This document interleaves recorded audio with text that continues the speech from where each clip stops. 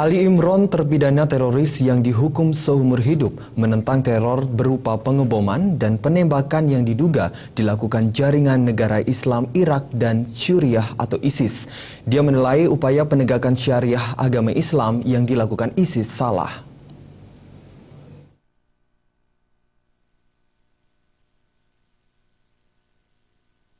Aksi teror yang dilakukan ISIS yang terjadi di beberapa negara, salah satunya yang terparah di Paris, beberapa waktu lalu mendapatkan sorotan dari terpidana teroris yang dihukum seumur hidup, Ali Imron. Ali Imron pun menentang aksi teror yang dilakukan ISIS tersebut. Ali menilai aksi yang dilakukan ISIS bukan sebagai bentuk jihad. Menurut Ali Imron, jihad hanya dilakukan dengan cara berperang, bukan melakukan aksi pembunuhan dan pembantaian seperti yang dilakukan ISIS. Sebagai anggota Jamaah Islamiyah, Ali Imron mengaku pernah bercita-cita mendirikan negara berdasarkan Islam, tetapi dilakukan cara baik.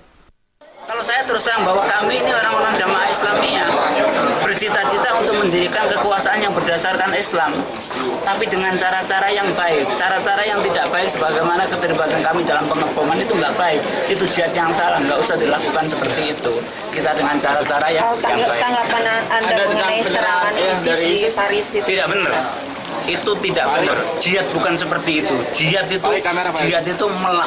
itu adalah perang, bukan membunuh, bukan membantai. Seperti yang diketahui, kelompok radikal ISIS kini menjadi perhatian dunia. Pasca aksi penyerangan di sejumlah tempat di Paris, Prancis, tanggal 13 November lalu yang menyebabkan ratusan orang tewas. Bahkan Rusia dan Prancis sudah melancarkan serangan bertubi-tubi ke daerah di Irak dan Suriah yang menjadi basis ISIS. Tak hanya itu, rencananya Amerika Serikat dan Inggris akan ikut membantu melakukan penyerangan terhadap ISIS.